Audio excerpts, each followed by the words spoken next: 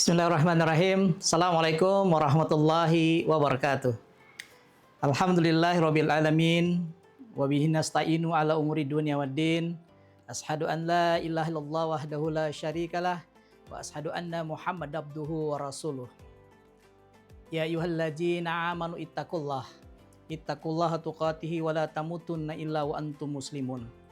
Faqala Allah Ta'ala fil Qur'anil Azim, a'udzubillahi minasyaitonir rajim. Bismillahirrahmanirrahim.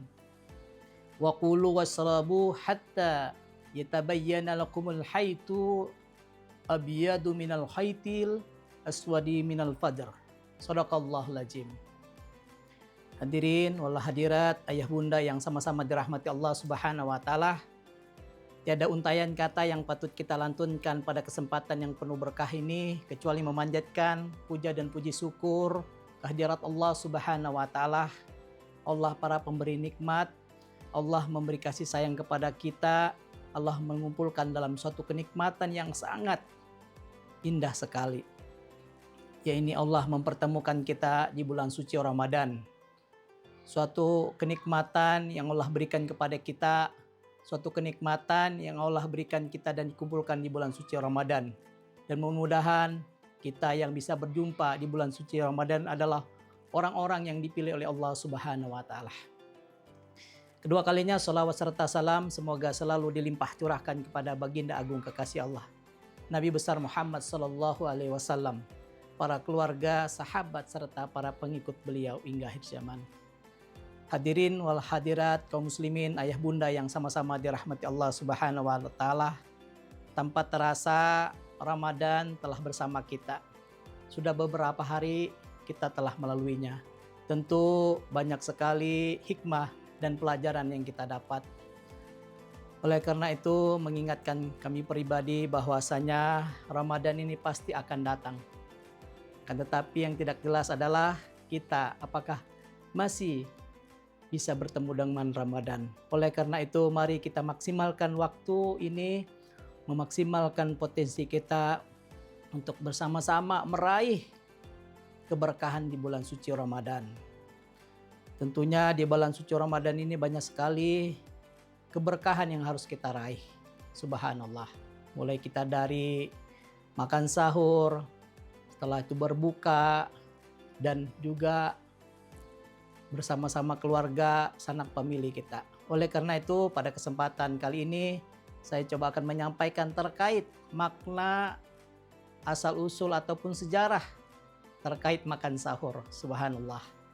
Kaum muslimin wal muslimat, ayah bunda yang berbahagia, tentunya di dalam makan sahur ini merupakan salah satu rangkaian puasa yang sangat disunahkan. Artinya kita sebagai seorang muslim, sebagai seorang boleh tidak makan sahur pada saat kita berpuasa atau saat melakukan ibadah puasa sunnah. Nah, dengan kata lain, meski tidak makan sahur, puasa seorang tetap sah puasanya. Oleh karena itu Rasulullah SAW sangat menganjurkan makan sahur karena di dalamnya terdapat banyak sekali keberkahan. Subhanallah, tentu dengan menilik sejarah asal-usul tentang makan sahur ini. Apakah dia termasuk suatu kewajiban atau suatu sunnah? Disyariatkan makan sahur pula dari sebuah kisah sahabat Nabi yang pingsan ketika menjalani ibadah puasa. Subhanallah. Tentunya sejarah makan sahur ini dan makan sahur disebut memiliki banyak sekali berkah. Terkait dengan asal-usul, makan sahur bermula dari sahabat tadi yang bernama Qais bin Sirmah. Nah, sahabat Qais bin Sirmah ini adalah sahabat Rasulullah SAW di kalangan kaum Ansor yang sehari-hari bekerja sebagai buruh di kebun Rasulullah SAW, kebun kurma tentunya. Dikisahkan pada awal puasa Ramadan, sahabat tadi Qais bin Sirmah mengenai berbuka dan sahur, nah itu belum jelas. Hasilnya banyak umat Islam pada saat itu tidak sempat makan sahur sepanjang malam. Dan melewatkan sahur seperti itu aja lewat. Jadi tidak ada makan sahur. Sehingga pada petang hari sahabat tadi Kais tadi dan juga ketika itu juga suhu udara di sana di Madinah sangat terik ya, sangat panas sekali. Oleh karena itu sahabat tadi Kais bin Sirmah dalam kondisi berpuasa. Nah, setelah itu dia pulang ke rumah dan mendapati sang istri tadi tidak memiliki makanan di rumah. Nah, ketika saat istrinya pergi mencarikan makanan, sahabat Kais bin Sirna tadi akhirnya tertidur karena lelah seharian bekerja. Sehingga sahabat Kais tadi tertidur pulas semalaman karena istrinya tidak tega untuk membangunkannya. Subhanallah. Ayah bunda yang dirahmati Allah Subhanahu wa taala, akhirnya sahabat Kais tadi melewati makan sahur ya. Dan tetap berpuasa meskipun kondisi lapar ya. Tidak makan dan minum sejak 2 hari yang lalu. Nah, terhitung 2 hari ternyata. Sehingga pada tengah hari sahabat Kais tadi pun jatuh pingsan. Subhanallah. Nah, disinilah kisah yang menarik bahwasanya dengan kisah ini sahabat Kais bin Sirnah kita dianjurkan untuk makan sahur. Mulai itu diperintahkan. Subhanallah. Sesaat setelah kisah Kais, maka sampailah kepada baginda Rasulullah Shallallahu Alaihi Wasallam. Maka turunlah ayat yang berkaitan dengan makan sahur di dalam Al-Quran di surah Al-Baqarah ayat 187. A'udzubillahi minasyaitonirrajim. Bismillahirrahmanirrahim. Wa qulu wasrabu hatta yatabayyana lakumul haitul abyadu minal haiti aswadi minal fajr.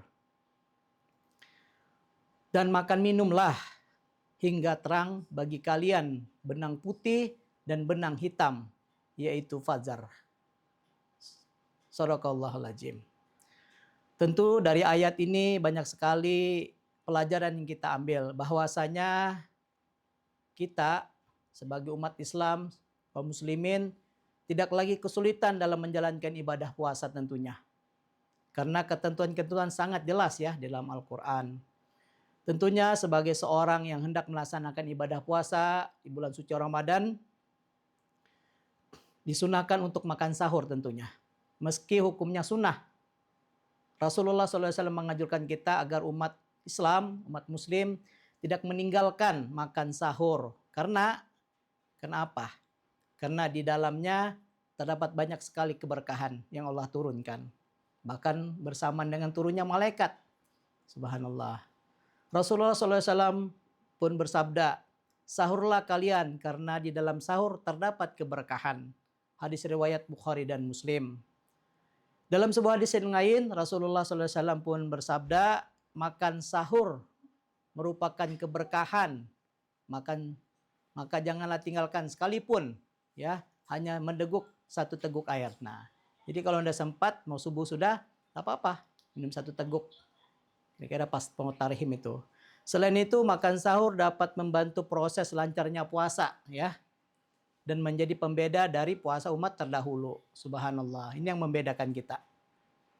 Selanjutnya dari Amr bin As radhiyallahu an, Rasulullah SAW bersabda, perbedaan antara puasa kita dengan puasa ahli kitab adalah makan sahur. Hadis riwayat Muslim. Subhanallah.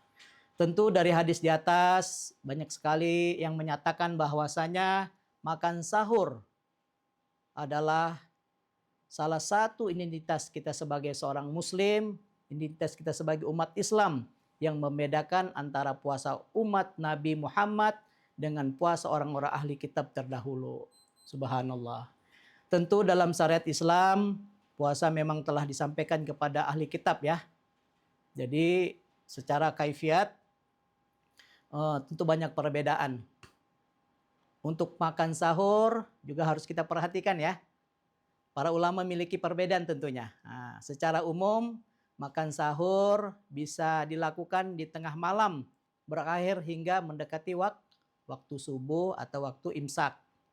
Pada intinya Dianjurkan agar tidak makan sahur terlebih awal karena dikhawatirkan akan melewati sholat subuh. Nah ini kebiasaan kita. Kalau kita bangun jam 2, jam 3 langsung sahur, itu bukan namanya sahur, tapi makan malam. Agar kita terhindar tadi, makan langsung tertidur biasanya. Nah itu yang kita hindar. Sebaiknya kalau waktu subuh sekarang mungkin jam 5, minimal kita bisa persiapan dari jam 4, setengah 5 sudah makan sahur bersama keluarga. Dan itulah dikatakan daripada air mendekati waktu imsak atau waktu subuh. Subhanallah. Mudah-mudahan dengan kisah asal-usul sahabat tadi bisa kita ketahui bahwasanya makan sahur itu mengundang keberkahan sehingga kita menyempatkan waktu dan kesempatan untuk bisa makan sahur bersama keluarga. Terima kasih mungkin yang bisa kami sampaikan. Mudah-mudahan kita selalu diberikan kekuatan, kesehatan untuk bisa menyelesaikan finish Ramadan akhir tahun ini. Ihdinas siratal mustaqim. Assalamualaikum warahmatullahi wabarakatuh.